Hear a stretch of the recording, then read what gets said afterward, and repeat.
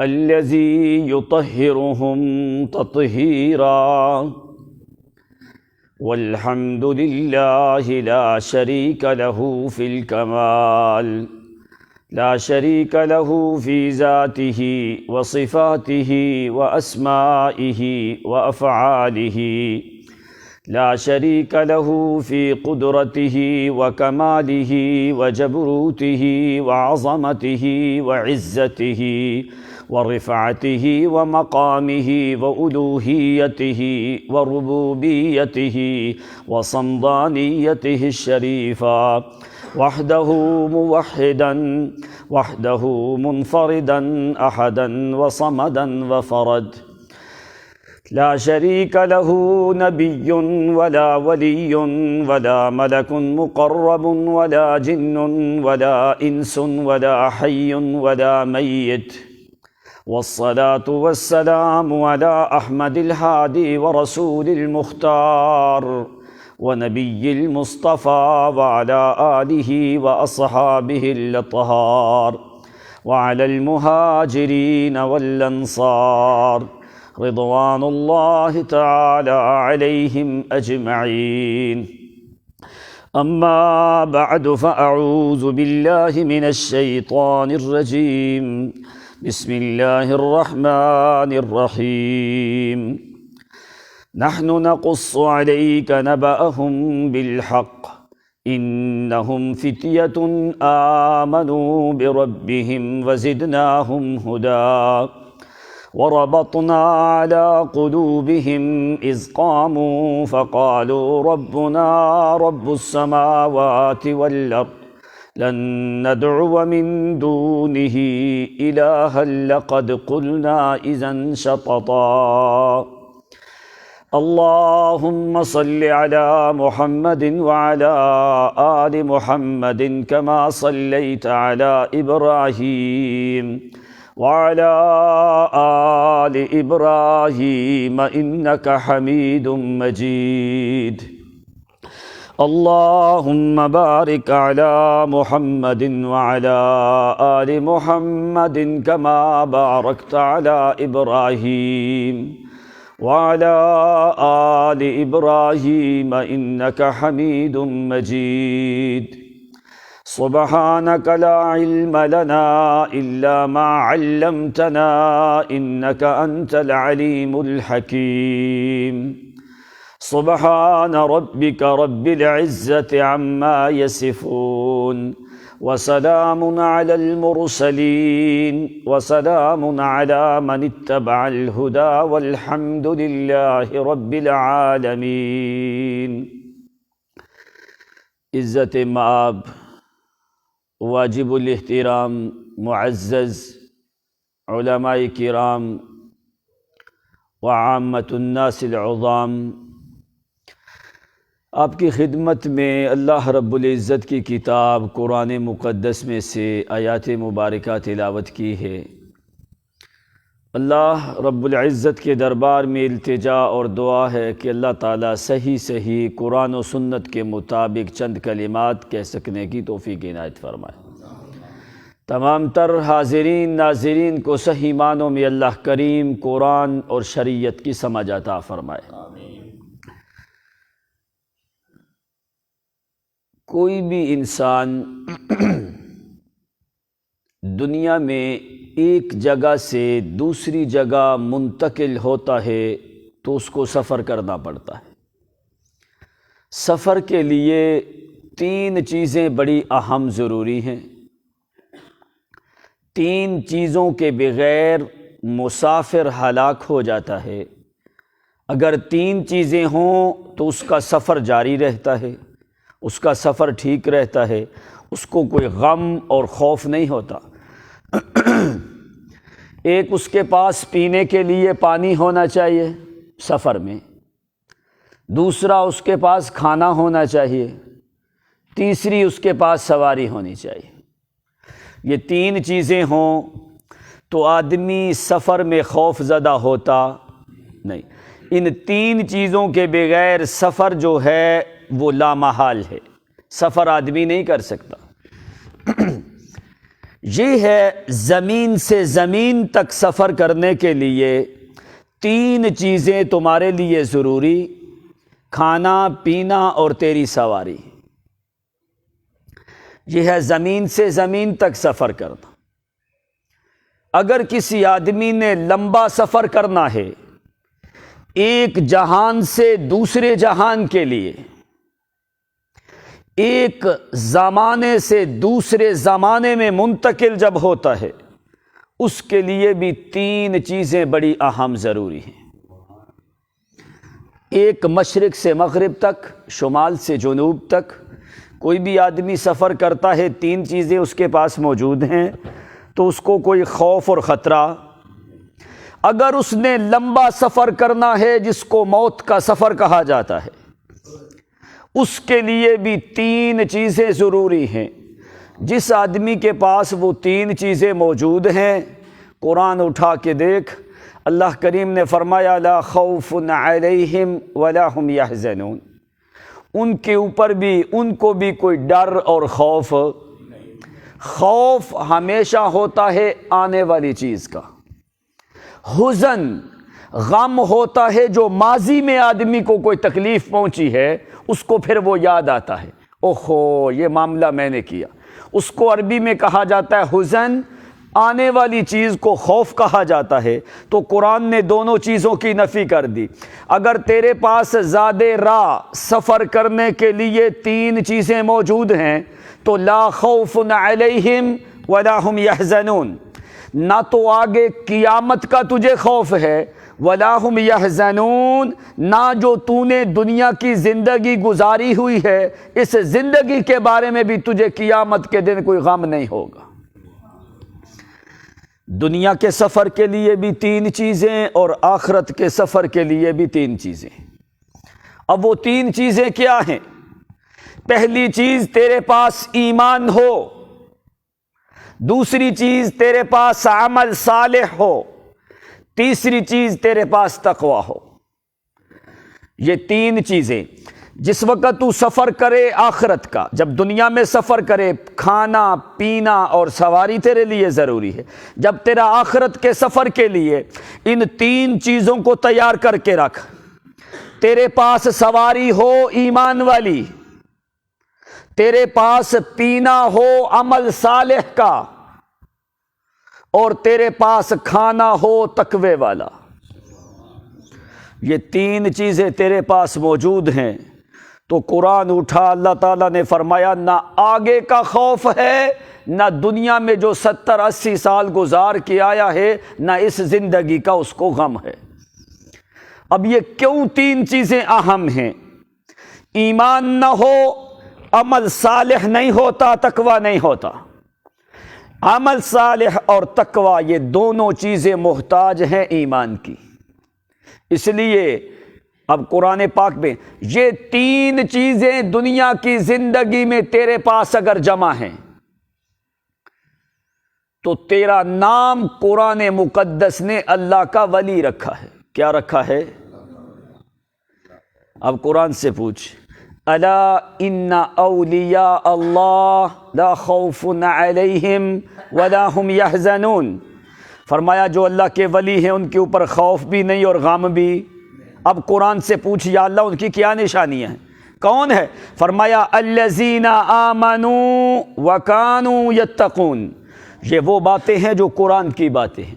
مولوی کی زبان میں شک ہو سکتا ہے، پیر کی زبان میں شک ہو سکتا ہے، لیکن اللہ کی کتاب میں شک اور شبہ کی گنجائش نہیں ہو سکتی۔ فرمایا یا اللہ وہ کون بندے ہیں؟ 2 نشانیاں قرآن نے اس مقام پہ ذکر کی۔ فرمایا آمنو، اس کے پاس سواری ایمان والی موجود ہے، وکانو یتقون، ان کے پاس تقوی بھی موجود ہے۔ 2 چیزیں۔ تیسری چیز اللہ کریم نے دوسرے مقام پہ ذکر کی، فرمایا من عمل عملا صالحا، پورا قرآن اٹھا۔ اللہ تعالیٰ نے تمہیں کسی مقام پہ یہ نہیں کہا کہ اچھے عمل کرو، اچھا عمل ہوتا ہے عمل حسن۔ اللہ نے تمہیں پورے قرآن میں کہیں کہا ہے کہ حسن عمل کرو، اللہ نے تمہیں کہا عمل صالح کرو۔ اب صالح اور حسن عمل میں کیا فرق ہوتا ہے؟ ہر روز قرآن میں پڑھتے ہو آمنو وعملوا الصالحات، آمنو وعملوا الصالحات۔ ایک ہوتا ہے حسن عمل، ایک ہوتا ہے صالح عمل۔ حسن اور صالح میں فرق کیا ہے؟ حسن عمل وہ دنیا میں رہتا ہے، صالح عمل آسمان کی طرف چلا جاتا ہے۔ قرآن سے پوچھ، اللہ فرماتے ہیں الیہ یصعد الکلم الطیب والعمل الصالح یرفع۔ صالح عمل اوپر جاتا ہے، حسن عمل اوپر جاتا کیوں؟ صالح عمل ہمیشہ ہوتا ہی ایمان کے بعد ہے۔ جس کے پاس ایمان نہیں اس کا عمل صالح نہیں ہوتا، اس کا ایمان حسن ہوتا، عمل اس کا حسن ہوتا ہے۔ جیسے علی سبیل المثال کافر بھی اچھے عمل کرتے ہیں کہ نہیں؟ وہ بھی مساجد بناتے ہیں، غریبوں کی خدمت کرتے ہیں، ہاسپٹل بناتے ہیں، رفاہ عامہ کا کام کرتے ہیں، کسی مسکین کو کھانا کھلاتے ہیں، کسی غریب کی پرورش کرتے ہیں، کسی یتیم کی کفالت کرتے ہیں، کسی بیوہ کی تعاون کرتے ہیں۔ کیا ہے وہ کافر، چاہے وہ ہندو ہے، سکھ ہے، مشرک ہے، کوئی بھی ہے، کیا اب اس کا عمل یہ صالح عمل ہے یا اس کا عمل حسن ہے؟ اس کا عمل حسن ہے۔ کیوں؟ ساری دنیا، ایک آدمی کسی جانور کو پانی پلا دیتا ہے وہ ہندو، اللہ تعالیٰ اس کے عمل کو ضائع نہیں کرتا، چاہے کافر ہے، ہندو ہے، سکھ ہے، مجوسی ہے، یہودی ہے، ہنود ہے، نصرانی ہے، کوئی بھی ہے۔ جس کے پاس ایمان نہیں اس کا عمل حسن ہوتا ہے، جس کے پاس توحید والا ایمان ہے اس کا عمل صالح ہوتا ہے۔ صالح عمل اوپر جاتا ہے، حسن عمل کی جزا اللہ تعالیٰ دنیا میں دے دیتا ہے۔ کافر کے لیے جنت میں کوئی حصہ وما لہ فی الآخرۃ من نصیب وما لہ فی الآخرۃ من خلاق۔ اب دیکھ، یہ ہمارے لاہور میں گلاب دیوی ہاسپٹل ہے، کتنے لوگ وہاں سے علاج کرواتے ہیں۔ اب وہ ایک ہندو نے بنایا، اب کیا اس کا ثواب اس کو مل رہا ہے؟ ابھی جو بھی کوئی کافر اچھا عمل کرتا ہے اللہ تعالیٰ اس کو دنیا میں بدلہ دے دیتا ہے۔ اب اس کا بدلہ کیا ہے کہ وہ کافر ہے، آج تک اس کا نام اللہ نے باقی رکھ دیا، اس کا نام ابھی تک باقی ہے۔ ان کو اللہ تعالیٰ دنیا میں صحت دے دیتا ہے، پیسہ دے دیتا ہے، تندرستی دے دیتا ہے، فراوانی دے دیتا ہے۔ کیوں؟ اس لیے فرمایا کافر کو ہم دنیا میں جزا دیتے ہیں، عمل ضائع نہیں اللہ کرتا، کافروں کو جزا دنیا میں دے دیتا ہے، لیکن مومن کو ثواب دنیا میں بھی اور آخرت میں بھی۔ مومن کا ثواب دنیا میں بھی ہے اور آخرت میں بھی ہے۔ اس لیے کافروں کے لیے فرمایا وَمَا لَهُ فِي الْآخِرَةِ مِنْ خَلَاقٍ، کافروں کے لیے آخرت میں کوئی حصہ، وَمَا لَهُ فِي الْآخِرَةِ مِنْ نَصِيب، ان کا کوئی آخرت میں کوئی نصیب اور حصہ مفروض نہیں ہے۔ اب عمل صالح کیا ہوتا ہے؟ یہ 3 شرطیں عمل صالح کے لیے۔ ایمان توحید کے بعد چھوٹا عمل ہو بڑا ہو وہ عمل صالح ہوتا ہے۔ دوسری شرط اس میں کیا ہے؟ خالصتاً لوجہ اللہ، وہ عمل خالص اللہ کی رضا کے لیے کیا جائے، اس میں ریاکاری نہ ہو، سمعت نہ ہو، شہرت نہ ہو، دکھلاوا نہ ہو، خالص اللہ کی رضا کے لیے۔ تیسری نشانی کیا ہے عمل صالح کی؟ اس عمل سے لوگوں کی اصلاح ہو۔ صالح اسی لیے ہے نا کہ لوگوں کی اصلاح کرنے والا ہو۔ یہ 3 شرطیں جمع ہو، ایمان توحید کے بعد جو بھی عمل کیا جائے، چلتے چلتے تو نے راستے سے ایک کانٹا اٹھا کے سائڈ پہ کر دیا، یہ تیرا عمل صالح ہوگا، یہ تیرا عمل صالح ہوگا، اس لیے کہ تو نے یہ ایمان کے بعد کیا ہے۔ ابو جہل نے 54 حج کیے تھے نا، بیت اللہ کا جھاڑو اپنی داڑھی سے دیتا تھا، یہ اچھے عمل تھے کہ نہیں؟ لیکن قرآن نے فرمایا میرا پیغمبر آخرت میں ہم ان کے لیے ترازو بھی قائم نہیں کریں گے۔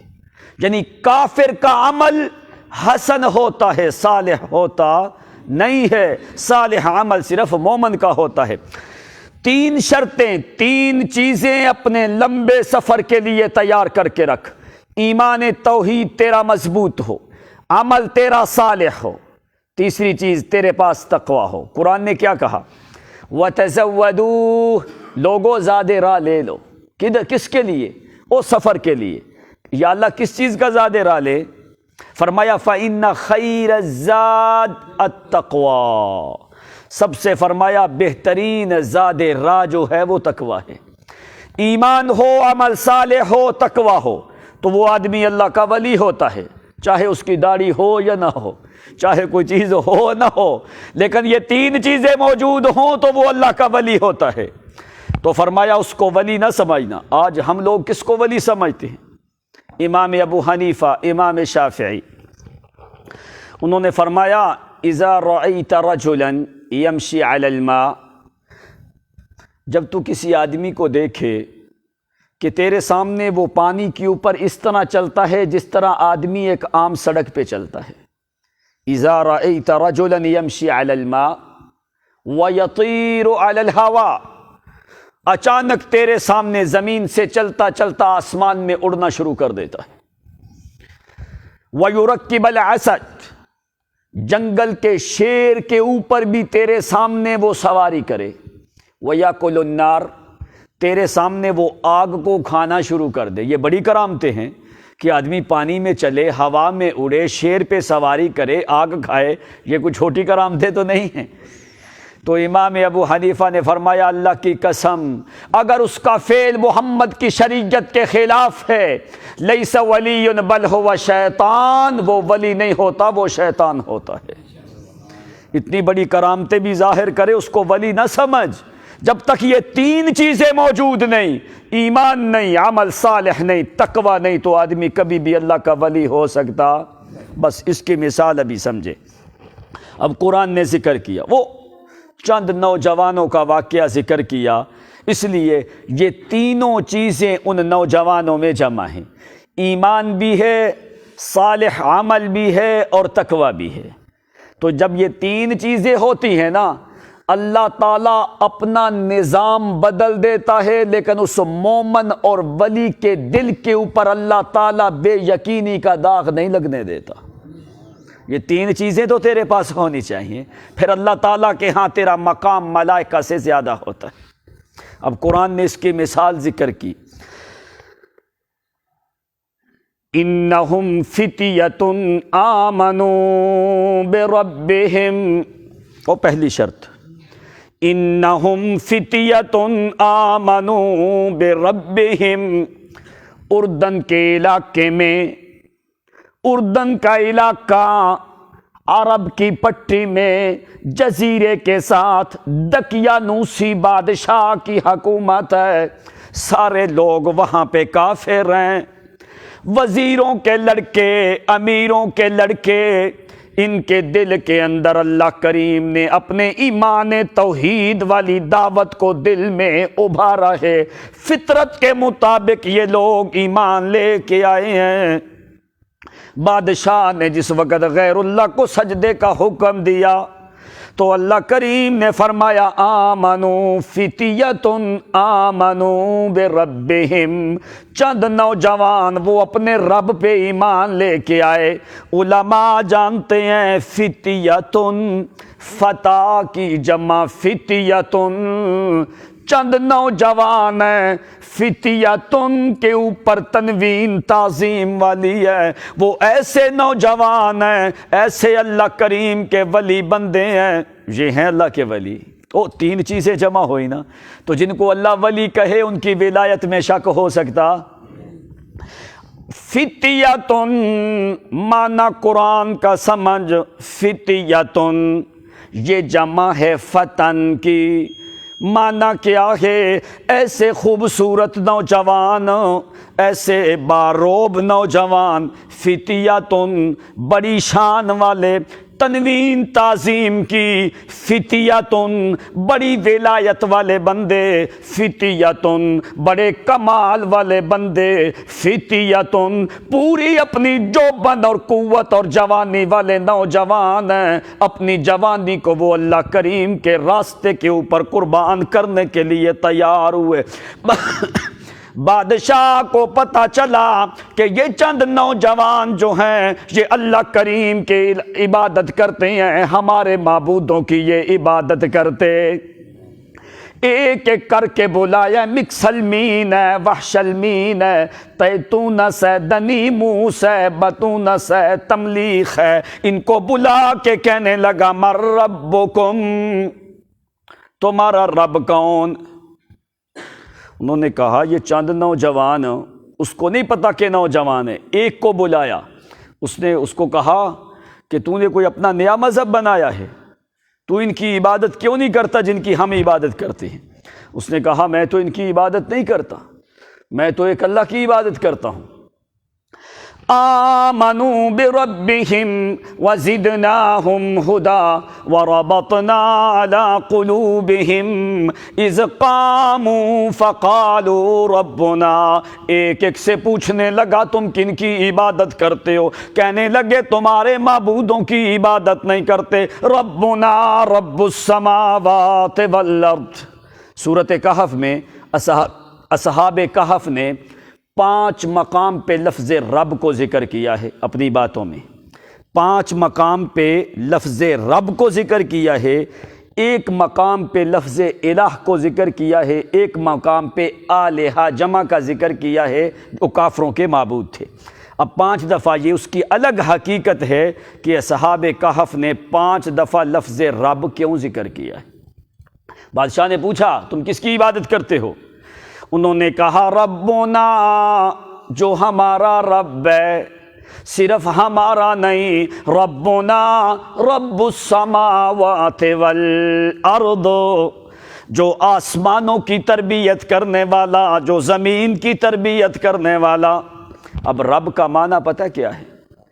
ایک تو عام معنی ہے نا اردو میں پالنے والا، حالانکہ پالنے والا یہ معنی رب کا پورا نہیں بیان ہوتا، رب تو بڑی عظیم ذات۔ اب لغت میں رب کا معنی کیا ہے؟ چلو یہ تو اردو میں ہے، اب لغت میں رب کا معنی کیا ہے؟ ربنا 3 شرطیں جمع ہوں، لغت میں اٹھا کے دیکھ کون ہے رب؟ هو الخالق ابتداء والمربی وسطا والغافر انتہاء۔ فرمایا رب کون ہے؟ وہ نہیں جو پالنے والا ہے، یہ ایک عام اصطلاحی معنی ہے۔ رب میں 3 شرطیں ہوتی ہیں، هو الخالق ابتداء، جو عدم سے تمہیں وجود میں لائے، جو تمہیں عدم سے ابتدا سے تجھے پیدا کرے، هو الخالق ابتداء والمربی وسطا، تیرے درمیانی حصے کی تربیت کرے۔ کون سا؟ جس وقت تو دنیا میں آ جاتا ہے، تیرے درمیانی حصے کی تربیت کرے۔ آخری شرط کیا ہے رب میں؟ والغافر انتہاء، اگر 70 سال کا زمانہ گناہ کر کے پھر توبہ کرے تو وہ معاف کر دیتا ہے۔ فرمایا یہ 3 صفتیں رب میں ہوتی ہیں، 70 سال گناہ کر کے اگر تو نے توبہ کی، والغافر انتہاء، آخر میں جا کے تو معافی مانگے تیرے گناہوں کو معاف کر دے۔ یہ 3 چیزیں جمع ہوں تو یہ رب ہوتا ہے۔ اسی لیے نوجوانوں نے کہا ربنا رب السماوات، ہمارا رب وہ ہے جو آسمانوں کا رب ہے، جو زمین کا رب ہے، جو ما بینہما فی الفضاء کا رب ہے، جو تحت الثری کا رب ہے، جو فوق السماء کا رب ہے، جو بینہما فی الفضاء کا رب ہے، جو رب الخلائق۔ معنی کیا ہوتا ہے ربنا کا؟ معنی کیا ہوتا ہے؟ جو ہمارا بھی رب، تمہارا بھی رب، جن چیزوں میں ہم زندگی گزار رہے ہیں وہ ساری رب کی چیزیں ہیں۔ معنی کیا ہے؟ رب الارض ورب السماء ورب الاشجار ورب الجبال ورب الشمس ورب القمر ورب النجوم ورب الكواكب ورب الخلائق ورب السحاب ورب الهوى ورب الرياح ورب الطيور ورب الحيتان ورب البر ورب البحر ورب الامر ورب الحکم۔ او لوگو، ہر چیز کا وہی رب ہے، اس کے علاوہ رب کوئی نہیں۔ تو جو رب ہے عبادت کا حق اسی کا ہے۔ کسی اور کا، تو وہ کون ہے؟ رب السماوات والارض لن ندعو من دونہ لن ندعو، علماء جانتے ہیں معنی کیا آتا ہے، ہرگز ہرگز، لن ندعو من دونہ الہا، ہم اس کے علاوہ کسی اور کو الہ سمجھنے والے نہیں ہیں، وہی ایک الہ ہے۔ اگر اس الہ کی عبادت کو چھوڑ کے اگر ہم کسی اور کو الہ سمجھیں، لن ندعو من دونہ الہا لقد قلنا اذا شططا، پھر تو ہماری عقل ختم ہو گئی، یہ تو ہم حد سے تجاوز کر گئے، پھر تو ہم نے بغاوت کر دی اپنے الہ سے۔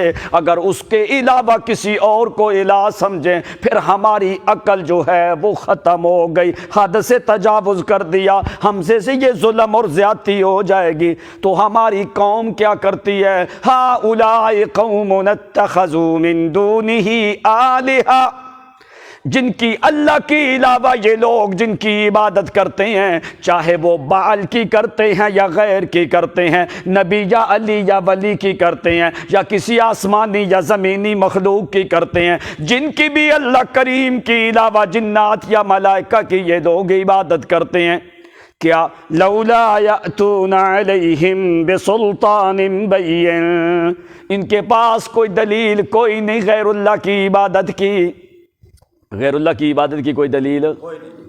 اب عبادت الہ کی جاتی ہے، مضمون بڑا لمبا ہے، صرف میں آپ کو مختصر بتا دوں الہ کون ہوتا ہے۔ لا الہ الا اللہ، الہ وہ ہوتا ہے جس کی عبادت کی جائے۔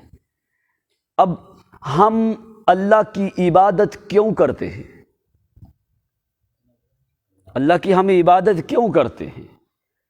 وہ کون سی شرائط ہیں کہ جن شرائط سے الہ ہوتا ہے؟ کیا الہ کی شرائط کسی اور میں پائی جاتی ہیں تو اس کی عبادت کرو؟ اب قرآن نے تمہیں چیلنج دی ہے، الہ کے لیے 5 شرطیں ہیں۔ سب سے پہلے کیا؟ الہ وہ ہوتا ہے جو ہمیشہ زندہ ہو۔ کیا ہو؟ ہمیشہ۔ آیت الکرسی آتی ہے کہ نہیں؟ اس میں آپ ہر روز کیا پڑھتے؟ اللہ لا الہ الا هو الحی القیوم، الہ وہ ہے جو ہمیشہ۔ اب قرآن کا چیلنج ہے، فرمایا اگر اللہ کے علاوہ کوئی اور زندہ ہے ہمیشہ تو اس کی عبادت کرو۔ کیا کوئی اللہ کے علاوہ کوئی اور زندہ رہ سکتا ہے؟ دوسری شرط کیا ہے؟ کہ وہ ہمیشہ سننے والا ہو، اس کے سامنے آسمان، زمین، پہاڑ، نجوم، جبال، شمس، قمر، کوئی بر و بحر کا کوئی پردہ حائل، ایسی کوئی ذات ہے تو اللہ فرماتے ہیں جاؤ اس کی عبادت کرو۔ ہے کوئی؟ تیسری شرط کیا ہے الہ کے لیے؟ کہ وہ بصیر، اس کو پتہ تو ہو میرا کون سا بندہ کہاں بیٹھ کے میری عبادت کر رہا ہے، بصیر، دیکھنے کی طاقت تو رکھے، ہمیشہ زندہ ہو، ہمیشہ سننے والا ہو، ہمیشہ دیکھنے والا ہو۔ چوتھی شرط کیا ہے؟ کہ وہ علیم بھی ہو، اس کو پتہ ہو کہ میرا بندہ 2 پہاڑوں کے درمیان میں ہے، یا سمندر میں مچھلی کے پیٹ میں ہے، یا کسی پہاڑ کی غار میں ہے، یا کہاں ہے، علیم بھی ہو۔ 5ویں شرط کیا ہے؟ کہ وہ قدیر بھی ہو۔ کیسے؟ آدمی اس الہ کی پوجا کر رہا ہے، عبادت کر رہا ہے، کہتا ہے یا اللہ مجھے رزق دے۔ اگر الہ کے پاس رزق کا خزانہ ہی نہ ہو تو پھر اس سے مانگنے کا کوئی فائدہ؟ آدمی کسی سے کہتا ہے مجھے 1 لاکھ روپیہ قرض دے، تو آدمی کی پتہ ہے کیا کہتا ہے؟ کہتا ہے میں اس پہ اوپر قادر نہیں ہوں، میں اس بات پہ قادر، تیری قدرت کی انتہا آسمان کے نیچے نیچے رہتی ہے، تیری قدرت اور طاقت کی انتہا آسمان کے نیچے نیچے رہتی ہے۔ اللہ کریم کی قدرت اور طاقت وہاں سے شروع ہوتی ہے جہاں پہ مخلوقات کی طاقتیں ختم ہوتی ہیں، الہ کی قوتیں وہاں سے شروع ہونے لگتی ہیں۔ فرمایا الہ کے لیے 5ویں شرط کیا ہے؟ کہ وہ قدیر بھی ہو، کوئی اولاد مانگتا ہے وہ دینے پہ قادر تو ہو، کوئی صحت مانگتا ہے دینے پہ قادر تو ہو، اس معبود کی عبادت کا فائدہ نہیں ہے کہ جس سے آدمی مانگے اور وہ دینے پہ قادر۔ یہ 5 شرطیں جمع ہوں تو الہ ہوتا ہے۔ اب قرآن کا چیلنج ہے، فرمایا یہ 5 شرطیں مخلوق کے کسی فرد میں اللہ فرماتے جمع کر کے دکھاؤ۔ اگر کسی میں جمع ہیں تو اس کو عبادت کا حق دو، اگر جمع نہیں ہے پھر تو غیر کی عبادت کرے، پھر تو اپنی عقل پہ ماتم کر کہ تو نے قرآن کو سمجھا ہی کوئی نہیں ہے۔ اب انہوں نے کیا کہا اصحاب کہف نے؟ کہنے لگے لقد قلنا اذا شططا، اگر ہم اللہ کے علاوہ کسی اور کی عبادت کریں شططا، پھر تو ہم پاگل ہیں، پھر تو ہماری عقل میں فطور ہے، پھر تو ہم حد سے تجاوز کر گئے، پھر تو ہم نے ناحق بات کی ہے۔ ہاں جو غیر اللہ کی عبادت کرنے والے لوگ ہیں وہ کون ہیں؟ کہنے لگے فمن اظلم ممن افترى علی اللہ کذبا، اس سے بڑا ظالم کون ہے جو اللہ کریم کے اوپر جھوٹ بولے، جو زندہ خدا کو چھوڑ کے غیروں اور مردوں کی عبادت کرے، اس سے بڑھ کے کوئی ظالم ہو سکتا؟ کیوں انہوں نے ظالم کہا؟ ان الشرک لظلم عظیم، اللہ کریم کے علاوہ غیروں کو بلانا یہ شرک ہے، شرک ظلم ہے۔ اس لیے انہوں نے کہا اگر بادشاہ کے کہنے کے مطابق ہم اپنی قوم کے معبودوں کی عبادت کریں تو ہم سے بڑھ کے کوئی ظالم۔ ایک سے مسئلہ پوچھا، بادشاہ نے کہا تم میرے وزیروں کے لڑکے ہو، اگر عام ہوتے تو میں ابھی تمہارا سر قلم کر دیتا، تم وزیروں کے لڑکے ہو، جاؤ تمہیں 1 دن کی مہلت دی جاتی ہے، جا کے سوچو میرے مذہب میں واپس آؤ ورنہ تمہارے سر قلم کر دیے جائیں گے۔ تمہیں 1 دن کی مہلت صرف اس لیے ہے کہ تم وزیروں کے لڑکے ہو۔ ایک نوجوان چلا گیا باہر، جا کے جنگل میں بیٹھ گیا، سوچنے لگا کہ ابھی کیا ہو، اب ٹائم ہے ایمان بچاؤں یا جان بچاؤں، کیا کروں، اب ایمان بچاؤں یا جان بچاؤں؟ ایک چیز بچتی ہے، پریشان حال بیٹھا۔ دوسرا نوجوان بھی وزیر کا لڑکا اس سے ہٹ کے دوسری جگہ پہ بیٹھ گیا۔ اسی طرح 6 نوجوان مختلف جگہوں پہ بیٹھے ہوئے تھے۔ ایک نے ہمت کی، یہ کیا مسئلہ ہے، کیوں ہم الگ الگ بیٹھے ہیں، کوئی ہر بندہ پریشان ہے، میں پوچھوں تو صحیح ان کو معاملہ کیا ہے۔ ایک نے ہمت کر کے پوچھا بھائی تمہیں کیا مسئلہ ہے، کیوں یہاں پہ آئے ہو؟ تیرا لباس بڑا اچھا ہے، تیرا لباس شاہانہ ہے، تو کسی وزیر کا لڑکا لگتا ہے، تو کیا مسئلہ ہے، کیوں ادھر جنگل ویران میں آ کے بیٹھا ہے، اتنا کیوں پریشان ہے؟ اس نے کہا یہ معاملہ ہے، تو نے میری بات کسی کے سامنے ظاہر نہیں کرنی، تو یہ میرا معاملہ ہے، اس طرح بادشاہ نے کہا ہے۔ تو میں نے کہا میں تو اللہ کے علاوہ کسی اور کی پوجا پاٹ کر سکتا نہیں۔ اس نے کہا اللہ کی قسم مجھے بھی بادشاہ نے اسی وجہ سے نکالا ہے۔ یہ جمع ہونے لگے، 2 مل کے تیسرے کے پاس گئے، اس نے کہا میرا بھی یہی معاملہ ہے۔ 5 اور 6 نوجوانوں کو اکٹھے ہو گئے، 6 نوجوان۔ انہوں نے کہا ابھی کیا کریں، کہ ابھی کیا ہونا چاہیے؟ بادشاہ بڑا ظالم ہے دقیانوس، وہ تو ہمیں قتل کر دے گا۔ اس وقت دیکھ قرآن نے کیا الفاظ ذکر کیے، کیا کہنے لگے؟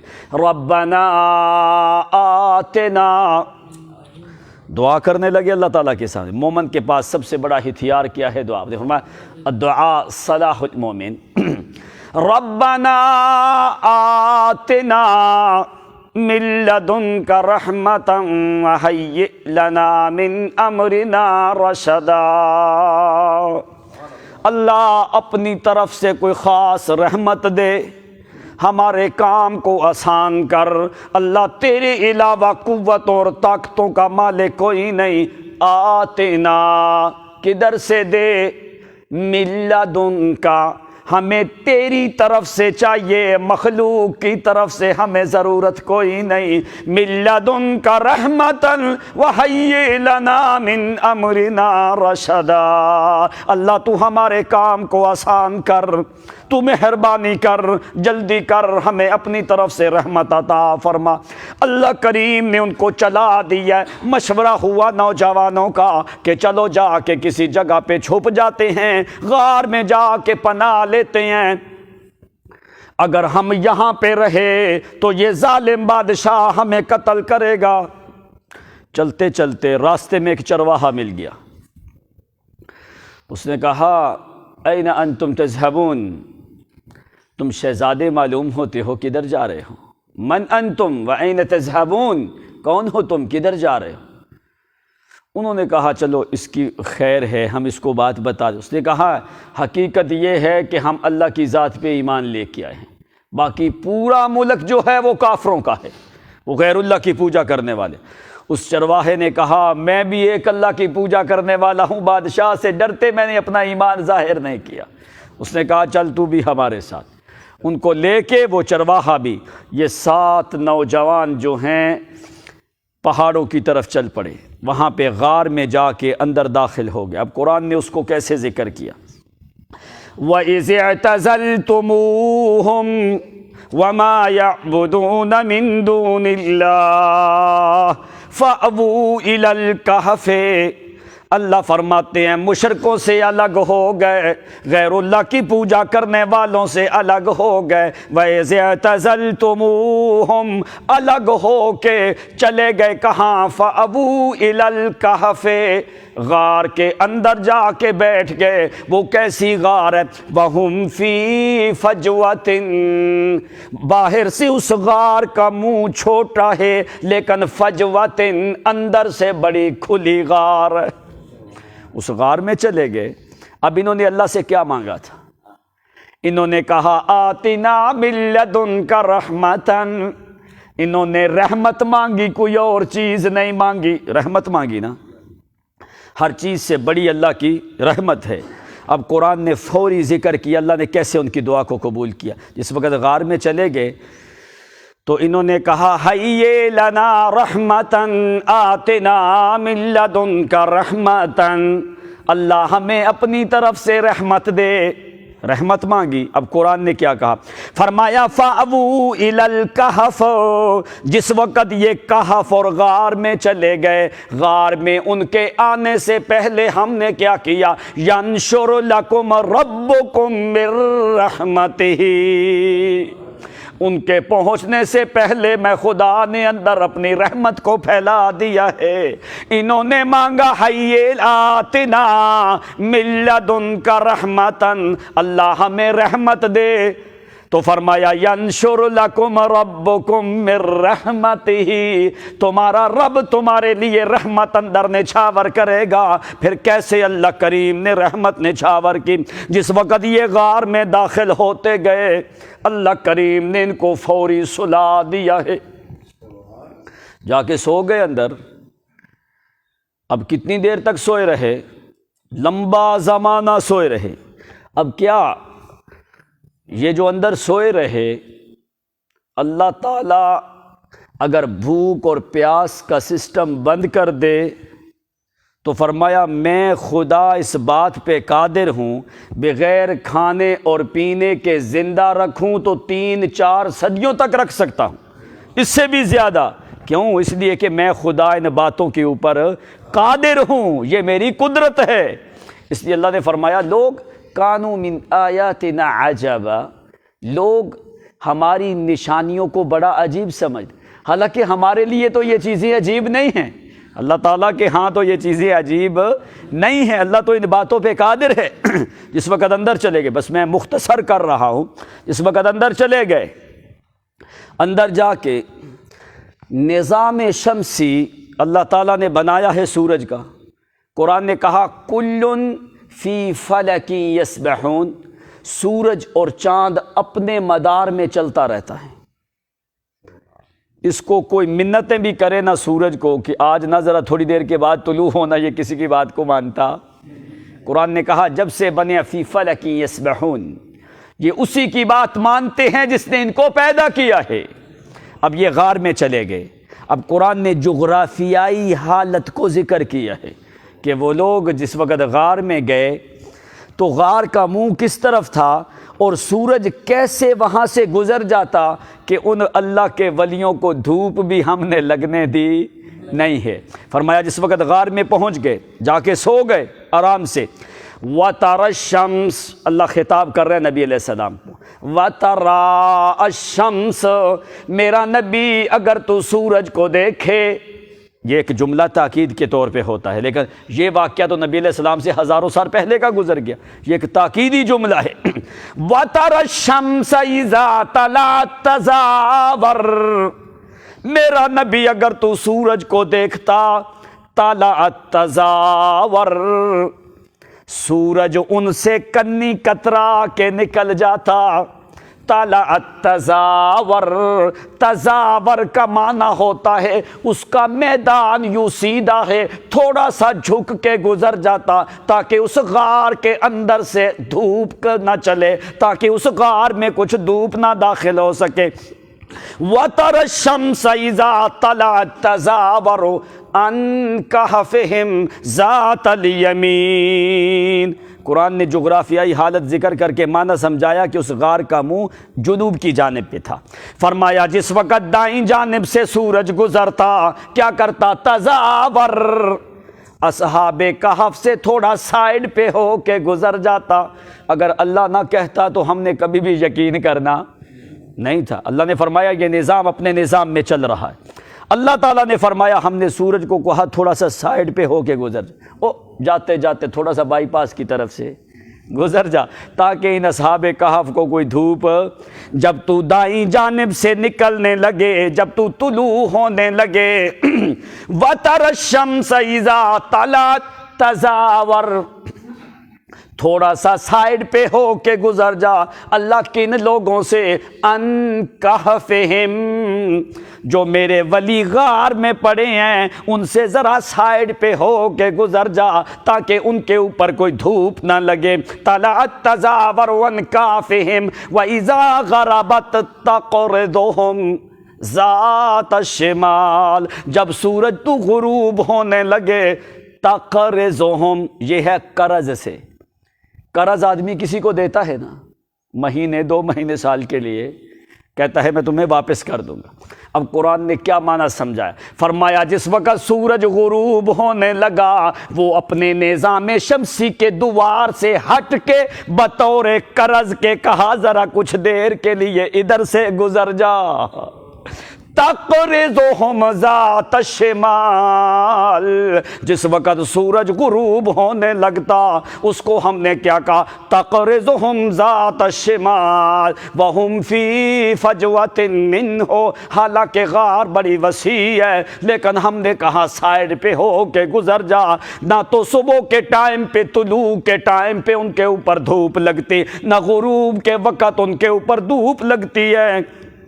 فرمایا میرے پیغمبر کوئی بھی بندہ وہاں پہ جا کے اس غار کے منہ اندر کر کے ان کو دیکھے، وَتَحْسَبُهُمْ أَيْقَاظًا وَهُمْ رُقُودٌ، اگر کوئی بندہ دیکھے ان کو تو وہ ان کو سویا ہوا نہ سمجھے، وہ ان کو جاگتا ہوا گمان کرے کہ یہ لوگ سوئے۔ کیوں قرآن نے یہ معنی سمجھایا؟ اب اس سے کیا فائدہ ہے؟ آدمی سو جائے نا، اس کے چہرے کے اوپر مرجھاہٹ آتی ہے کہ نہیں؟ او سستی کاہلی آتی ہے، اور اس کی آنکھوں کے اندر کچھ گندگی آتی ہے، چہروں پہ گھبراہٹ آتی ہے، سستی کی علامات ہوتی ہے۔ کوئی اندر آدمی آئے دیکھے، آدمی کہتا ہے یہ تو ابھی سو کے اٹھ کے آیا ہے، پہچان جاتا ہے کہ نہیں چہروں سے؟ اب قرآن نے یہ کیوں کلمات ذکر کیے؟ فرمایا وَتَحْسَبُهُمْ أَيْقَاظًا وَهُمْ رُقُودٌ، وہ جس طرح بیداری میں ان کے چہروں میں جمال تھا، 300 سال کے بعد ان کا جمال اسی طرح باقی ہے۔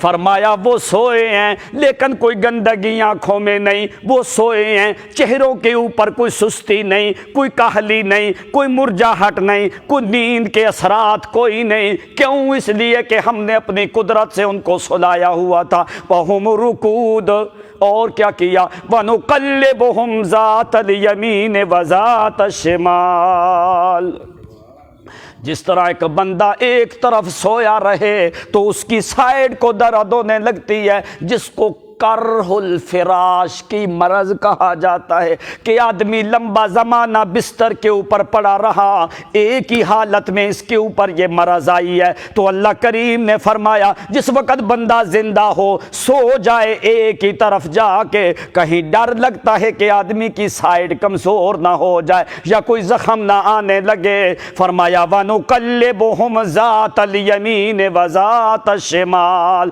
ہم نے ان کو اٹھایا کوئی نہیں، وہ سوئے ہوئے تھے، وہ سو رہے تھے، میں خدا اپنی قدرت سے ان کی سائیڈیں بدلتا رہا۔ وَنُقَلِّبُهُمْ ذَاتَ الْيَمِينِ وَذَاتَ الشِّمَالِ، کیوں بدلتے رہے؟ تاکہ ان کے بازو سو نہ جائیں، ان کے بازو میں پتھروں کے داغ نہ لگ جائیں، کوئی مرض نہ پیدا ہو جائے، کوئی سائیڈ کمزور نہ ہو جائے، کسی ہڈی پہ داغ دھبا نہ لگ جائے۔ اٹھایا کوئی نہیں، سوئے سوئے وَنُقَلِّبُهُمْ ذَاتَ الْيَمِينِ وَذَاتَ الشِّمَالِ، ان کے سوئے سوئے ان کی سائیڈیں میں خدا بدلتا رہا۔ یہ ہے مقام مومن کا۔ اگر صحیح معنوں میں مومن ہو اللہ کا ولی تو پھر اس کا مقام اللہ تعالیٰ کے ہاں کتنا ہوتا ہے۔ اور یا اللہ تو نے کیا کیا؟ فرمایا فَضَرَبْنَا عَلَىٰ آذَانِهِمْ فِي الْكَهْفِ سِنِينَ عَدَدًا، جس طرح ایک ماں بچہ معصوم جس وقت سوتا ہے اس کے کان کے اوپر یوں تھپکی دیتی رہتی ہے، کیوں؟ یا کوئی کپڑا ڈال دیتی ہے تاکہ دوسرے لوگوں کا شور میرے معصوم بچے کے کانوں میں نہ آئے، تو یہ بچہ جو ہے یہ اٹھ نہ جائے۔ دارابا کا معنی یہاں پہ کیا ہے؟ اے غط فَضَرَبْنَا عَلَىٰ آذَانِهِمْ، ان کے کانوں کے اوپر ہم قدرت کی تھپکیاں دے کے رحمت کی چادر ڈال دی تاکہ لوگوں کا شور شرابہ ان کے کانوں تک بھی نہیں پہنچنے دیا۔ یہ ہے مومن۔ کیوں یا اللہ تو نے اتنا مقام دیا؟ اللہ فرماتا ہے آمنوا بربہم، اس لیے ان کا ایمان ہمارے اوپر تھا۔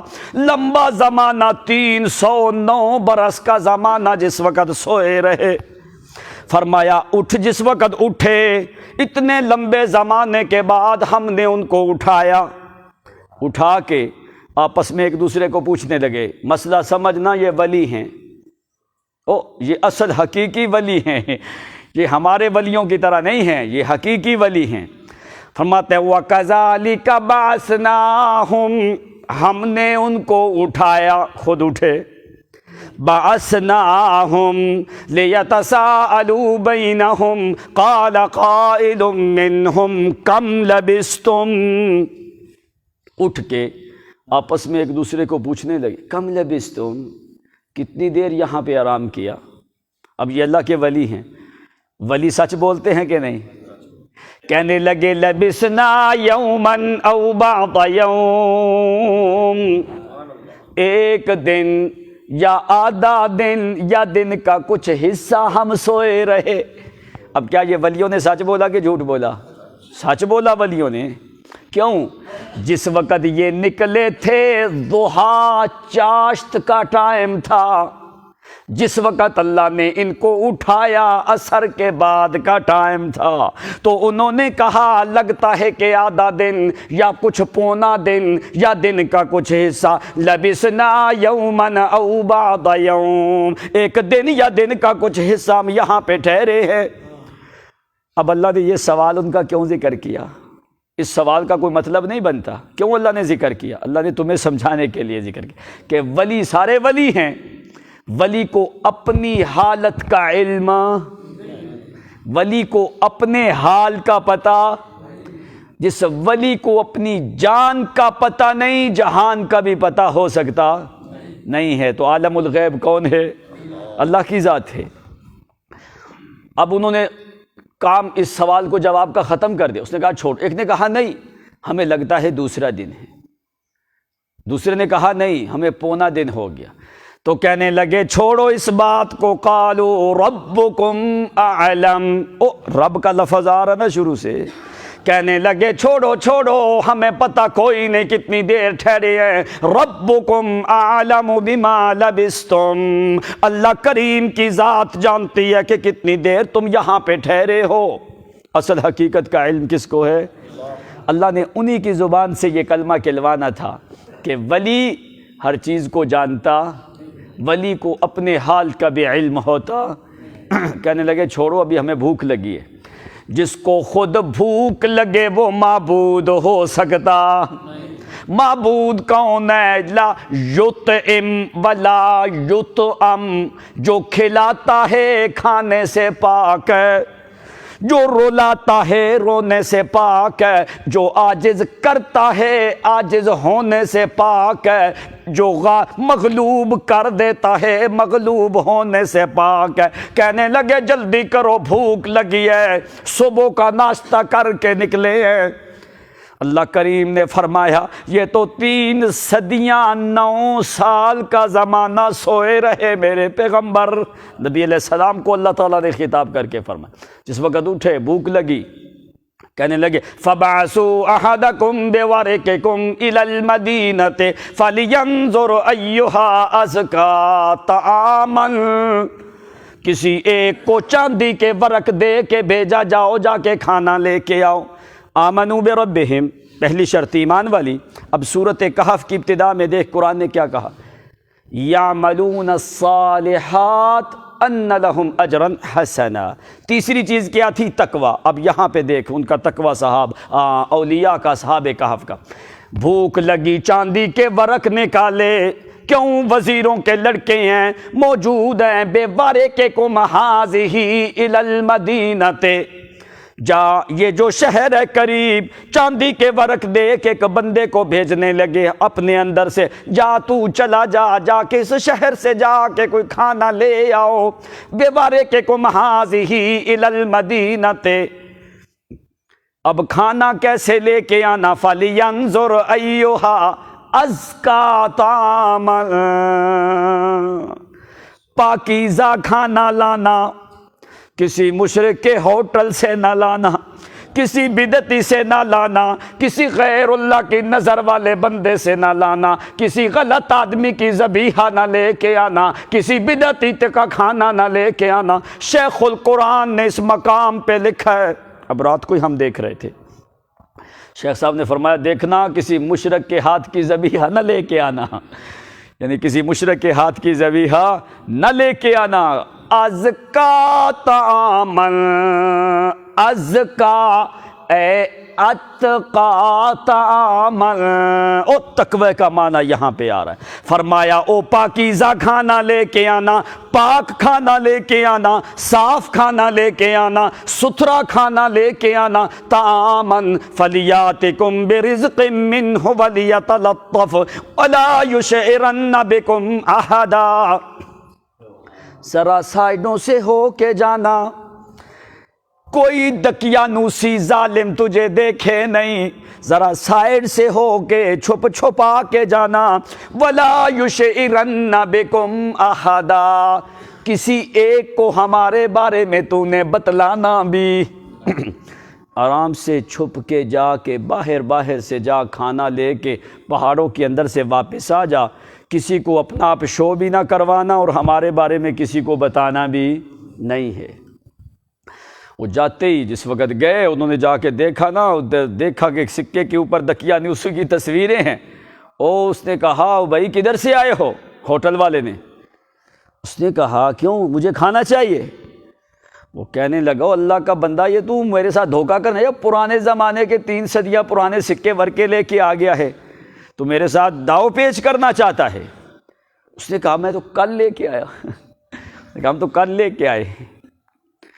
انہم یظہروا علیکم یرجموکم، آگے انہوں نے ذکر کیا اللہ کا نام ہے، ہمارے بارے میں کسی کو بتانا نہ، اگر پتہ چل گیا یرجموکم، وہ ہمیں رجم کر دیں گے، مار دیں گے پتھر مار مار کے، او یعیدوکم فی ملتہم، یا وہ اپنے مذہب شرک والے میں ہمیں لٹا لیں گے، ولن تفلحوا اذا ابدا، کبھی بھی ہم ہمیشہ ان کے چنگل سے نکل نہیں سکتے۔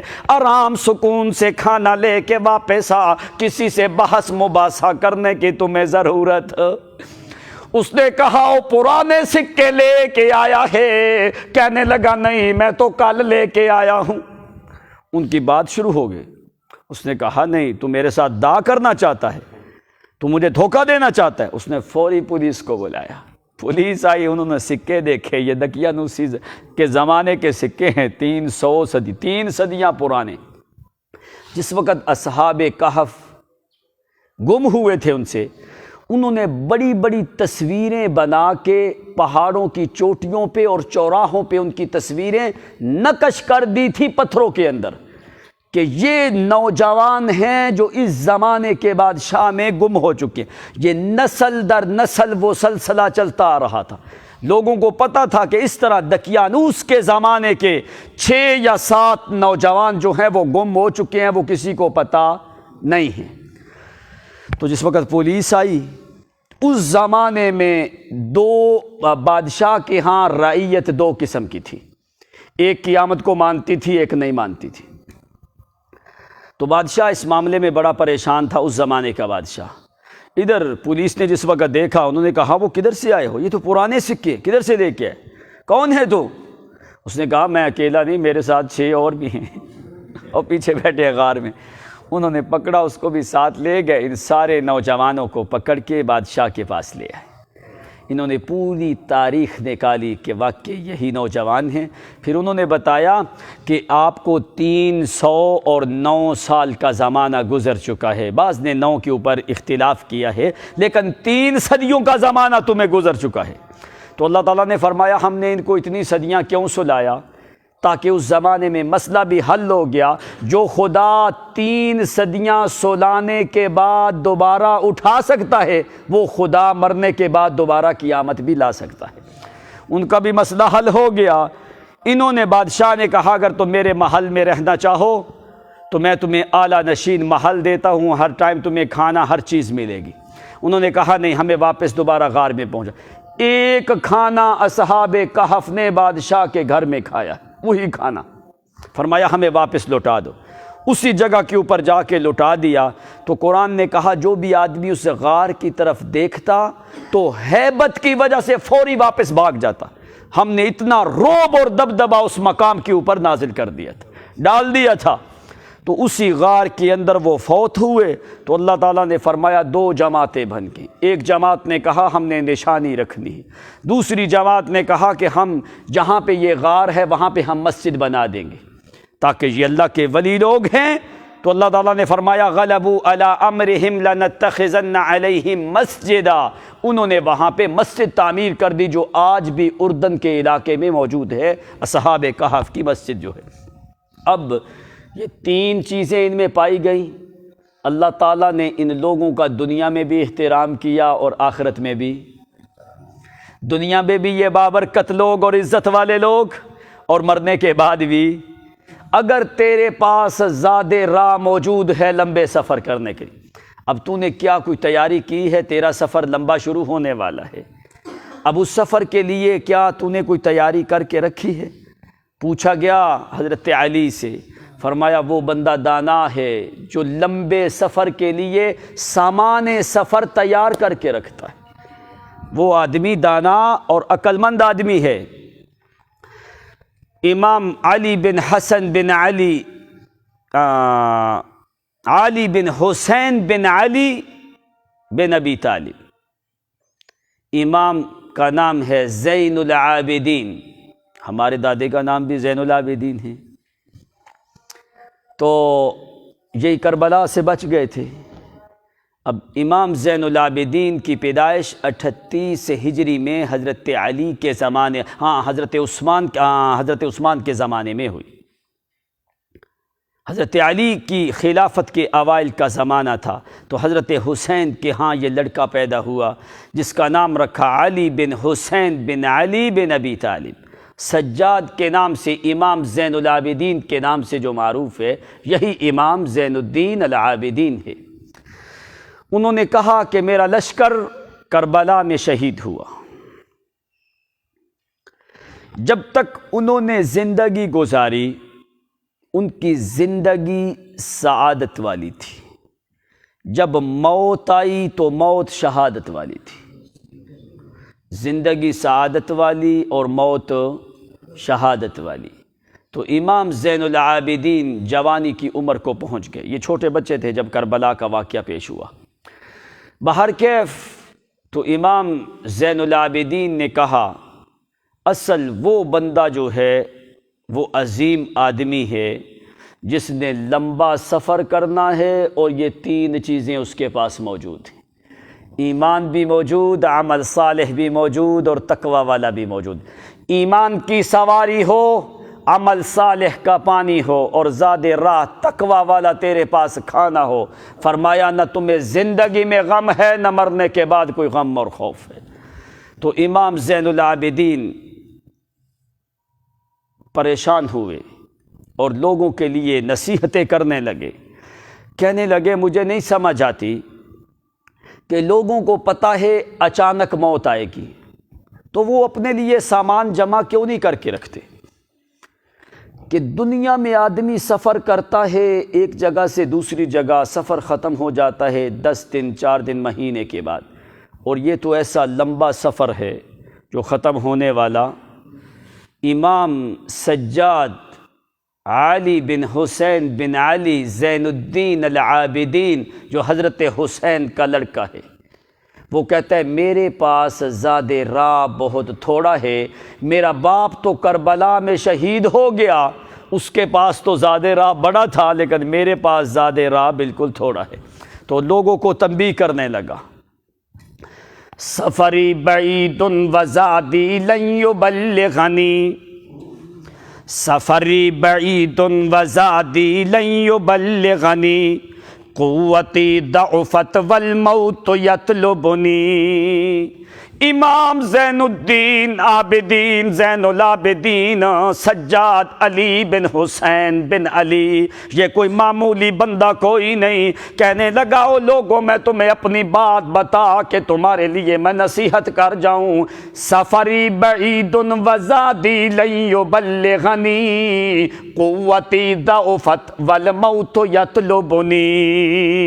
کہنے لگا میرا سفر بڑا لمبا ہے، میرے پاس زاد راہ بڑا تھوڑا ہے، سفر میرا لمبا ہے، زاد راہ میرے پاس بڑا تھوڑا ہے۔ او بڑھاپے کی عمر کو جب پہنچ گئے، قوتی ضعفت، سفری بعید و زادی لن یبلغنی، قوتی ضعفت والموت یطلبنی۔ کہنے لگے میری قوت کمزور ہو گئی، میری طاقتیں ختم ہو گئیں، سفر میرا لمبا ہے، زاد راہ میرے پاس قلیل ہے، جسم میرا علیل ہے، سفر میرا طویل ہے، دنیا میرے سامنے بالکل قلیل ہے، میرا رب بڑا جلیل ہے تو میرے کلمات بڑے جمیل ہیں۔ ذرا غور سے سن، بندہ کہنے لگا سفری بعید و زادی لن یبلغنی، قوتی ضعفت والموت یطلبنی۔ میری قوت کمزور ہونے لگی، ابھی میں لمبی دیر قیام نہیں کر سکتا، لمبی دیر میں تلاوت نہیں کر سکتا، لمبی دیر میں عبادت نہیں کر سکتا، موت مجھے ڈھونڈتی پھرتی ہے، میں کبھی کسی کونے میں چھپتا ہوں عبادت کے لیے، شاید کہ اللہ کریم مجھے مہلت دے دے۔ لیکن اللہ تیرا حلم بڑا ہے کہ میرے ہر روز گناہ زیادہ ہونے لگتے ہیں، تو پھر بھی مجھے مہلت دیتا رہتا ہے۔ امام کہنے لگا ما احلم اللہ انی حیث امہلنی، ما احلم اللہ انی حیث امہلنی، وقد تمادیت فی ذنبی وہو یسترنی۔ اللہ کی قسم او لوگو، میں اللہ کے حلم پہ بڑا راضی ہوں، مجھے بڑا تعجب ہے اللہ کریم کی ذات کتنی حلیم ہے، میرے ہاتھ جو ہیں وہ گناہوں کی طرف زیادہ جانے لگتے ہیں، لیکن اللہ تعالیٰ مجھے فوری پکڑتا کوئی نہیں، مجھے مہلت دیتا رہتا ہے۔ کہتا ہے میں گناہ زیادہ کرنے لگتا ہوں، اللہ تیرے حلم پہ میں قربان ہوں کہ تو نے مجھے فوری کوئی نہیں پکڑا۔ ما احلم اللہ انی حیث امہلنی وقد تمادیت فی ذنبی وہو یسترنی۔ میں زنا کروں تو نے پردہ ڈالا، میں نے غلط کام کیے تو نے پردہ ڈالا، میں نے بیوقوفیاں کی تو نے پردہ ڈالا، میں نے چوری کی تو نے پردہ ڈالا، میں نے بدکاری کی تو نے پردہ ڈالا، میں نے نمازیں نہ پڑھی تو نے میری لحد نہیں کی۔ میں اس طرح کے کام کرتا رہا، اپنے آپ کو خطاب کر کے امام تمہیں سمجھانا چاہتا ہے، دیکھ دنیا کی زندگی میں لاپرواہیاں تو کرتا رہا، لیکن اللہ کریم بڑا حلیم ہے کہ اس نے تجھے مہلت دی ہے، فوری گناہ کے وقت تجھے پکڑا کوئی نہیں، اللہ کریم تجھے مہلت دیتے رہے۔ ما احلم اللہ انی حیث امہلنی وقد تمادیت فی ذنبی وہو یسترنی۔ کیسے؟ تمر ساعات ایامی بلا ندمی، تمر ساعات ایامی بلا ندمی ولا بکائن ولا خوف ولا حزنی۔ کہنے لگا میری راتیں بھی گزر گئی، میری جوانی بھی گزر گئی، میرے شباب بھی گزر گئے، میرے مہینے بھی گزر گئے، میرے ساعات اور سال بھی گزر گئے، ہائے میں سارے کام کرتا رہا لیکن اللہ کے ڈر سے میری آنکھ سے آنسو بھی باہر نہ آیا، اللہ کریم کے ڈر سے میرے دل میں خوف بھی نہ آیا، غم بھی نہ آیا۔ تمر ساعات ایامی بلا ندمی ولا بکائن ولا خوف ولا حزنی۔ میں نے جوانی اپنی ضائع کر دی، میں اللہ کریم کے احکام کو بھول گیا، اللہ کے ڈر سے میری آنکھ سے کبھی آنسو بھی باہر کوئی نہ نکلا۔ آخر کار جس وقت میں بیمار ہوا، میں مرگ بستر پہ آیا تو انہوں نے کیا کیا؟ وَقَدْ أَتَوْا بِطَبِيبٍ كَيْ يُعَالِجَنِي وَلَمْ أَرَ الطِّبَّ هَذَا الْيَوْمَ يَنْفَعُنِي۔ کہنے لگا آخر کار چلنے پھرنے کی طاقت ختم ہو گئی، جس وقت میرے اوپر بڑھاپا آیا، لوگوں نے کہا کہ بڑھاپے میں مسجد چلا جا۔ لوگ کہتے ہیں نا جوانی میں کیا کرنے نمازیں پڑھ، جب بوڑھے ہوں گے تو نمازیں پڑھیں۔ عبادت وہی ہے جو تو نے جوانی میں کر لی، بڑھاپے میں تو اکثر لوگ مساجد میں چلے جاتے، کیوں؟ گھر والے نکال دیتے جا بابا باہر جا کے بیٹھ، تو وہ کہتے چلو ادھر ادھر کیا بیٹھنا، جا کے مسجد میں بیٹھ جائیں۔ وہی تیری عبادت ہے جو تو نے جوانی میں کی۔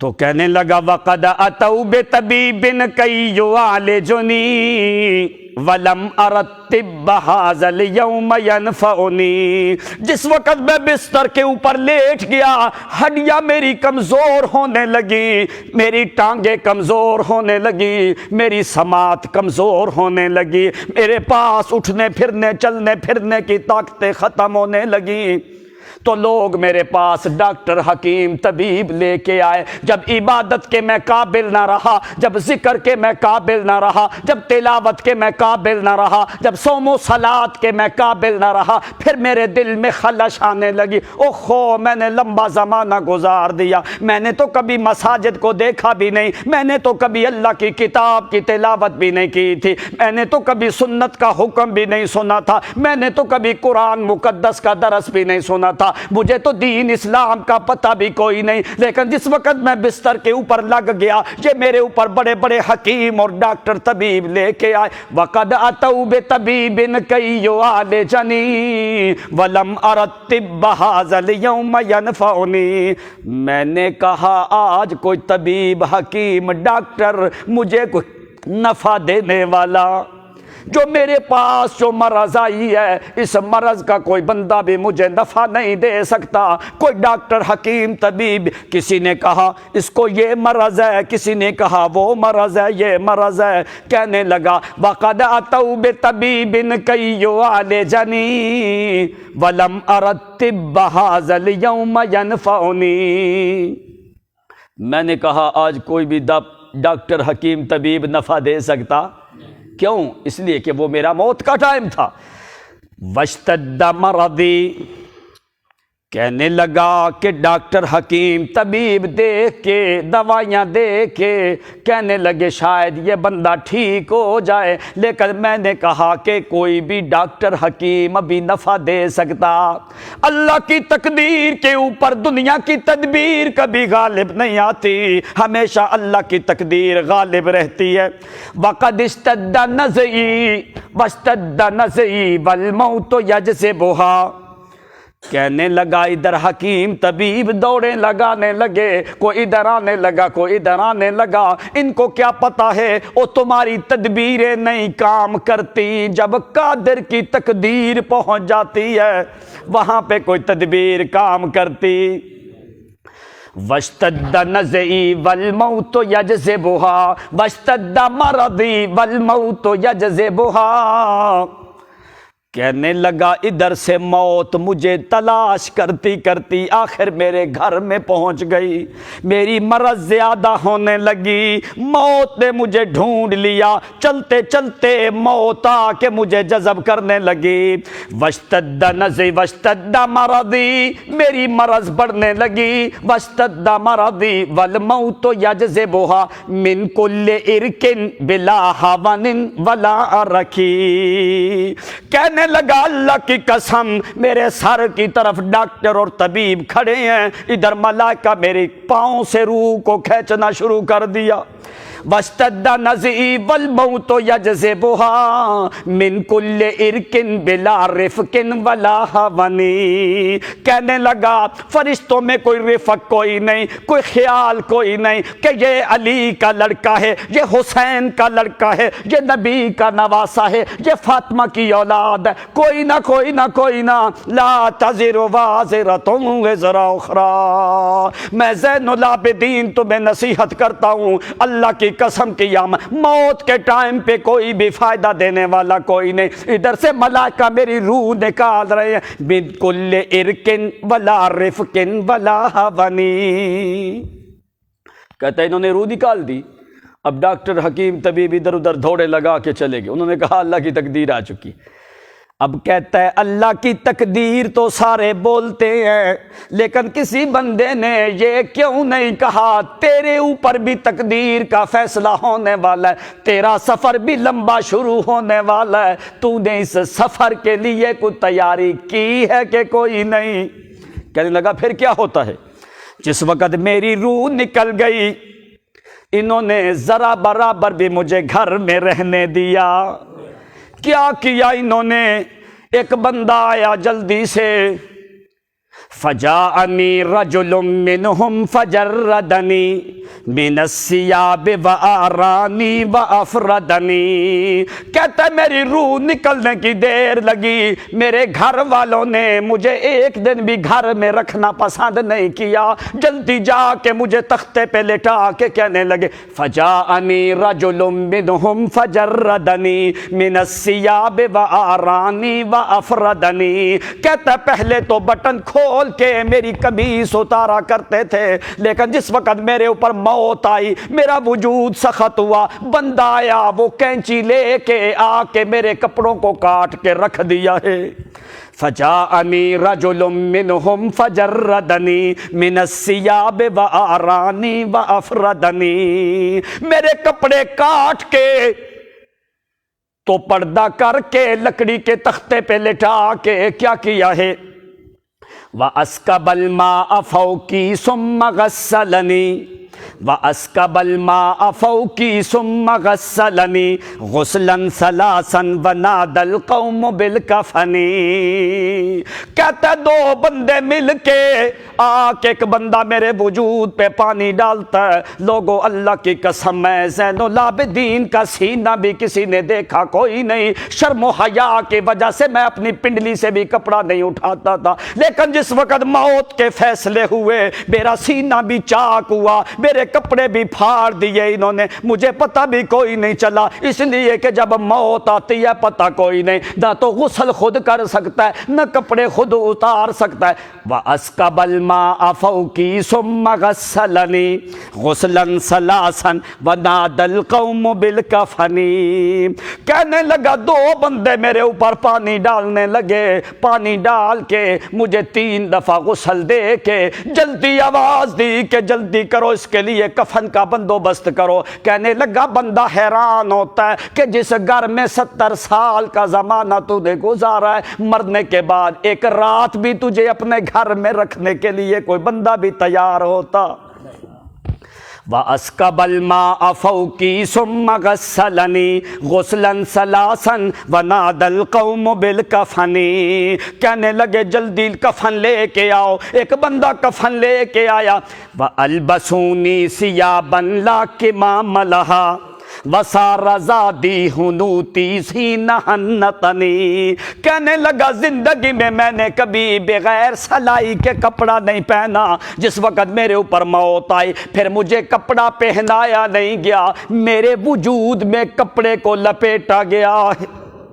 وَأَلْبَسُونِي ثِيَابًا لَا كِمَامَ لَهَا سارا زادی حنوتی حین حنتنی۔ مجھے حنوت کر کے، مجھے کافور لگا کے، خوشبو لگا کے، دھواں دے کے، میرے وجود کو کپڑے میں لپیٹ کے کیا کرنے لگے؟ فَوَاسَفَا أَخْرَجُونِي مِنَ الدُّنْيَا فَأَخْرَجُونِي مِنَ الدُّنْيَا فَوَاسَفَا عَلَى رَحِيلٍ بِلَا زَادٍ يُبَلِّغُنِي۔ ہائے ہائے لوگوں، مجھے ابھی دنیا سے نکالنے لگے، ابھی یہ سارے مل کے مجھے دنیا سے نکالنے لگے۔ میری ماں وہاں پہ موجود ہے، میرا باپ موجود ہے، میرا بیٹا موجود ہے، میری اولاد موجود ہے، میرا قبیلہ موجود ہے، میرا خاندان موجود ہے، لیکن کسی بندے نے یہ نہیں کہا کیوں اس کو دنیا سے باہر لے کے جا رہے ہو؟ سارے مل گئے مجھے دنیا سے نکالنے لگے۔ فَأَخْرَجُونِي مِنَ الدُّنْيَا فَوَاسَفَا عَلَى رَحِيلٍ بِلَا زَادٍ يُبَلِّغُنِي۔ میرے پاس ابھی زاد راہ تو پورا کوئی نہیں، میرے پاس ابھی تقوی میں کمی ہے، ایمان میں کمی ہے، صالح عمل میں کمی ہے، میرے پاس ابھی زاد راہ بھی پورا کوئی نہیں، لیکن ساری دنیا مل گئی مجھے دنیا سے نکالنے کے لیے۔ کیسے نکالا؟ وَحَمَّلُونِي عَلَى الْأَكْتَافِ أَرْبَعَةٌ وَحَمَّلُونِي عَلَى الْأَكْتَافِ أَرْبَعَةٌ مِنَ الرِّجَالِ 4 بندوں نے مل کے اپنے کندھوں پہ میری 4 پائی کو اٹھایا ہے۔ وَحَمَّلُونِي عَلَى الْأَكْتَافِ أَرْبَعَةٌ مِنَ الرِّجَالِ وَثُمَّ يُبَلِّغُنِي۔ 4 بندوں نے مجھے کندھے پہ اٹھا کے لے گئے، مجھے دنیا سے نکالنے لگے، مجھے زمانے سے نکالنے لگے، مجھے جہان سے نکالنے لگے۔ جس گھر کو میں نے 70 سال کا زمانہ محنت کر کے جو میں نے کوٹھی محل مکان بلڈنگ تیار کیا ہے، اللہ کی قسم مرنے کے بعد میری اولاد مجھے ایک دن بھی وہاں پہ رہنے دیتی۔ وَحَمَّلُونِي عَلَى الْأَكْتَافِ أَرْبَعَةٌ مِنَ الرِّجَالِ وَخَلْفِي مَن يُشَيِّعُنِي۔ کہنے لگا میرے معصوم بچے پیچھے موجود ہیں، کون ہے وہاں پہ جو میرے معصوم بچوں کو کوئی دلاسا دینے والا ہو، کوئی ان کو دلاسا دے، کوئی ان کو بتائے کوئی بات نہیں، یہ تقدیر کے فیصلے ہیں، تقدیر کے سامنے تیری تدبیر غالب نہیں آتی۔ کہتے جلدی سے 4 بندوں نے مجھے کندھے پہ اٹھایا، اٹھا کے لے گئے شہر سے باہر قبرستان کی طرف۔ کیا کیا؟ وَقَدَّمُونِي إِلَى الْمِحْرَابِ وَانْصَرَفُوا وَقَدَّمُونِي إِلَى الْمِحْرَابِ وَانْصَرَفُوا خَلْفَ الْإِمَامِ فَصَلَّى ثُمَّ وَدَّعَنِي۔ کہنے لگا میری میت کو دھکیل کے محراب میں دھکیل دیا، سارے لوگ پیچھے کھڑے ہو گئے۔ کہتا ہے میری میت کو محراب میں دھکیل کے سارے لوگ پیچھے ہو گئے. وَقَدَّمُونِي إِلَى الْمِحْرَابِ وَانْصَرَفُوا خَلْفَ الْإِمَامِ فَصَلَّى ثُمَّ وَدَّعَنِي. مجھے محراب میں دھکیل کے امام کے پیچھے کھڑے ہو کے یہ آخری نماز ہے جو میرے اوپر پڑھی جا رہی ہے، اس کے بعد لوگ میرے لیے جمع نہیں ہوں گے. کہتا ہے نماز پڑھ کے میری میت کو محراب میں دھکیل کے امام کے پیچھے انہوں نے نماز پڑھی ہے. کون سی نماز پڑھی ہے؟ کہتا ہے جنازے والی نماز. وہ کیسی ہے؟ صلو علی صلاۃ لا رکوع لہا ولا سجود لعل اللہ یرحمنی. کہنے لگا ایسی نماز پڑھی ہے جس نماز میں رکوع کوئی نہیں، سجدہ کوئی نہیں، کچھ بھی کوئی نہیں. صلو علی صلاۃ لا رکوع لہا ولا سجود لعل اللہ یرحمنی. نہ تو نے رکوع کیا نہ سجدہ کیا، شاید کہ اللہ تعالیٰ میرے اوپر اپنی مہربانی کرے. میرا زاد رات تھوڑا ہے، اللہ کی رحمت زیادہ ہے. مجھے یقین ہے اللہ کی رحمت کے اوپر. کہتا ہے نماز پڑھ کے میری چارپائی اٹھا کے لوگ کہنے لگے جلدی کرو جلدی کرو جلدی کرو، اس کو قبر میں دفن کرو. کیسی قبر میں دفن کیا؟ فی ظلمت القبر لا ام ہناک ولا فی ظلمت القبر لا ام ہناک ولا اب شفیق ولا اخ یؤنسنی. کہنے لگا مجھے اندھیری قبر میں دفن کیا. اندھیری ایسی قبر ہے جہاں پہ رحمت کرنے والی ماں کوئی نہیں، جہاں پہ شفقت کرنے والا باپ کوئی نہیں، جہاں پہ مانوس کرنے والا بھائی بھی کوئی نہیں. فی ظلمت القبر لا ام ہناک ولا اب شفیق ولا اخ یؤنسنی. کہنے لگا اندھیری قبر میں مجھے ڈال کے آگے اینٹیں رکھ کے میرے سوراخ بند کر کے اندر اندھیرا ہے، رحمت کرنے والی ماں کوئی نہیں، شفقت کرنے والا باپ کوئی نہیں، مانوس کرنے والا وہاں پہ بھائی بھی کوئی نہیں، کوئی بندہ وہاں پہ موجود کوئی نہیں. مجھے اس بند کوٹھری میں بند کر کے اندھیری قبر میں داخل کر کے کیسے؟ کہنے لگا جس وقت بند کر کے یہ لوگ ہٹنے لگے، اکیلا وہاں پہ میری ذات موجود ہے، کوئی بھی وہاں پہ میرے ساتھ قبر میں آیا نہیں.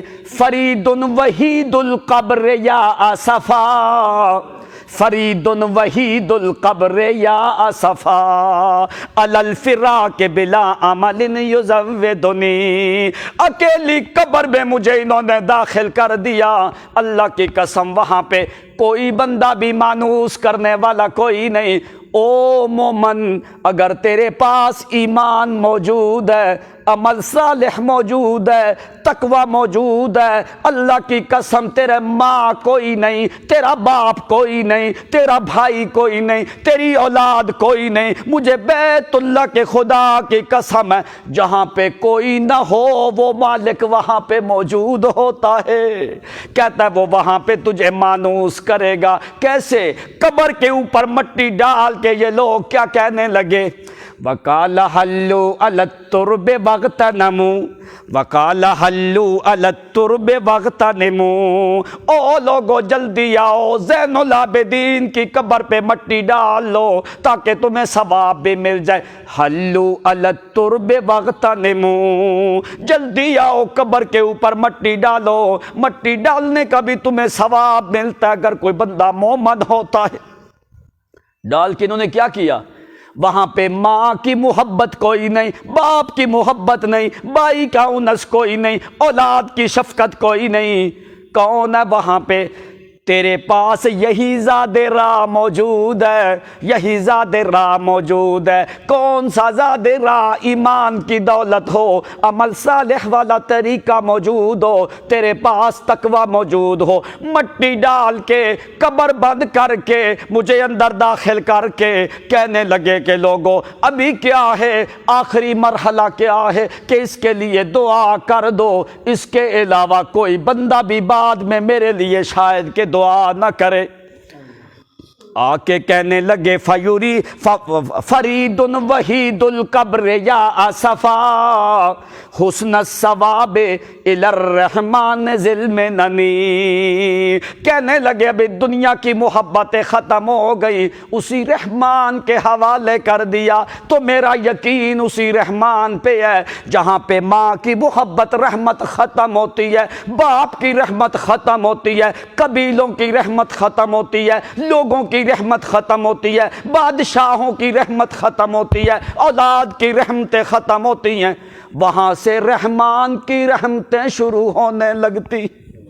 تو اسی لیے امام زین العابدین نے تمہیں سمجھایا ہے او لوگو جس وقت موت آئے گی کوئی چیز بھی فائدہ دے سکتی، یہ تین چیزیں اپنے ساتھ رکھ، ایمان تیرا مضبوط ہو اللہ کی ذات پہ، عمل تیرا صالح ہو، تقوی تیرے پاس موجود ہو، یہ تین چیزیں اپنے سفر کے لیے تیار رکھ، لا خوف علیہم ولا ہم یحزنون، نہ تو قیامت کا خوف نہ یہ جو تو زندگی گزاری ہے اس کا تمہیں غم ہوگا، کیا ہوگا؟ سلام علیکم طبتم فادخلوها خالدین، او میرے مومن بندو تمہارے پاس ایمان موجود ہے، عمل صالح موجود ہے، تقوی موجود ہے، تمہارے اوپر میری رحمت نازل، جلدی کرو جنت کے سارے دروازے کھلے ہیں، جس سے چاہو جنت میں داخل ہو۔ وآخر دعوانا ان الحمد للہ رب العالمین۔ دعا کریں ہمارے عظیم بھائی حاجی سردار علی صاحب، ان کا انتقال ہو گیا، اللہ تعالیٰ ان کے درجات کو بلند کرے، اللہ تعالیٰ ان کو جنت میں اعلیٰ مقام عطا فرمائے، ان کی خطاؤں کو معاف فرمائے، ان کے درجات کو بلند فرمائے، ان کے لواحقین کو اللہ تعالیٰ صبر کی توفیق عنایت فرمائے، اور ان کی کمی جو ہے اللہ تعالیٰ ہمیں توفیق اور ہمت دے، ان کے کاموں کو ہم سر انجام دے سکے، اور ان کی جو کمی ہے وہ تو قیامت تک پوری نہیں ہو سکتی، اللہ تعالیٰ ہمیں ہمیشہ توفیق دے کہ ہم ان کے لیے دعائیں کریں۔ اللہم اغفر لہ ورحمہ واعف عنہ واعف عنا یا الہ العالمین۔ اللہم اغفر المؤمنین والمؤمنات والمسلمین والمسلمات الاحیاء منہم والاموات، اللہم ارفع درجة المؤمنین فی اعلی جنان الخلد، اللہم ان کان مخطی فتجاوز عن خطیئاته، ان کان مذنب فاغفر ذنوبہ برحمتک التي وسعت كل شيء یا الہ العالمین، اللہم نور قبرہ یا رب العالمین، اللہم وسع قبرہ یا الہ العالمین، اللہم نور قبرہ یا رب العالمین، اللہم اجعل قبرہ مد بصرہ یا الہ العالمین، اللہم اجعل قبرہ روضة من ریاض الجنان ولا تجعل حفرة من حفر النيران، یا کریم یا حنان یا ولی یا منان، اللہم لا تدع لنا ذنبا الا غفرته ولا ہما الا فرجته ولا مريضا الا شفيته ولا غائبا الا حضرته ولا مسافرا الا وسلته ولا ميتا الا رحمته ولا فقيرا الا غنيته ولا سائلا الا اعطيته، اللهم لك الحمد ولك الشكر على نعمة الإسلام والإيمان، اللهم لك الحمد ولك الشكر على نعمة القرآن يا رب العالمين، اللهم صبتنا بالقرآن والإيمان والإسلام، لا إله إلا أنت سبحانك إنا كنا من الظالمين، اللهم اشف مرضانا وارحم موتانا وعاف مبتلانا وفك أسرانا، اللهم اشف مرضانا وارحم موتانا وعاف مبتلانا، اللهم اغفر لآبائنا وأجدادنا وإخواننا وأمهاتنا وأخواتنا وأعمامنا وأخوالنا يا إله العالمين الذين آمنوا بكتابك وشهدوا لك بالوحدانية وبنبيك بالرسالة، لا إله إلا أنت سبحانك إنا كنا من الظالمين، حسبنا الله ونعم الوكيل، حسبنا الله ونعم الوكيل، تقبل منا إنك أنت السميع العليم وتب علينا إنك أنت التواب الرحيم، وصلى الله تعالى على النبي الكريم۔